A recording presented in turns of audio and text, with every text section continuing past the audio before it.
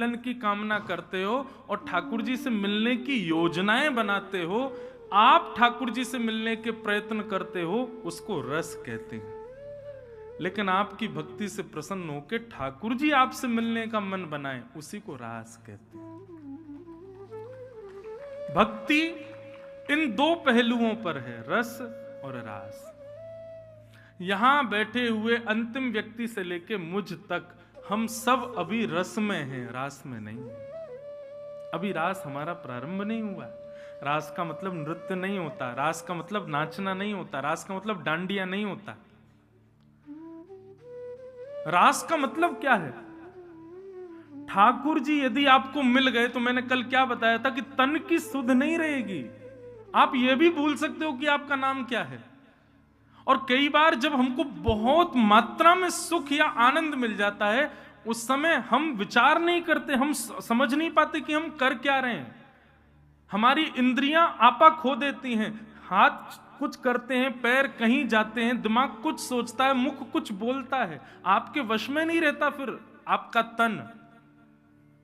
गोपियों को जब श्री कृष्ण रास के लिए प्राप्त हुए तो गोपियों का तन भी उनके आपे से बाहर चला गया और इतने आनंद में भर गई कि गोपियों को कुछ नहीं सूझा तो नाचने लगी। इसलिए रास में नृत्य हुआ, नहीं तो रास का मतलब नृत्य नहीं होता है।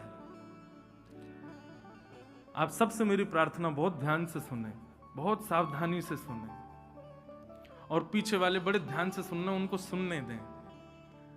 हमारी दृष्टि उसी पे पड़ती है जो ध्यान से सुनता है। एक मुझको आज कोई बोला, महाराज जी आपके वहां सामने एक व्यक्ति सो रहा था, आपको दिखा? मैंने कि मेरी दृष्टि नहीं जाती। जो लोग नहीं सुनते या सो जाते हैं उन पर मेरी नजर ही नहीं पड़ती। ठाकुर जी की बड़ी कृपा, क्योंकि उनको देख लूं तो मुझे भी नींद आ जाए। तो बड़ी कृपा है ठाकुर जी की, दृष्टि उसी पे ही घूमती है जो कथा सुन रहा है। तो इसलिए सबको सुनने दो, बहुत ध्यान से सुनो। ये रास है, अच्छे अच्छों को समझ नहीं आता, ये अच्छे अच्छों को प्रवेश नहीं होता इस रास की कथा में। तो रस और रास में अंतर बता रहा था मैं। आप माला जप रहे हो, आप राधा रमन जी जा रहे हो, आप राधा वल्लभ जी जा रहे हो, आप बिहारी जी जा रहे हो, आप परिक्रमा लगा रहे हो, गोवर्धन जा रहे हो, बरसाने जा रहे हो, गोवर्धन जा रहे हो, वृंदावन आ रहे हो, संत जनों को प्रणाम करने जा रहे हो, कथा सुन रहे हो, ये सब रस के अंतर्गत आता है।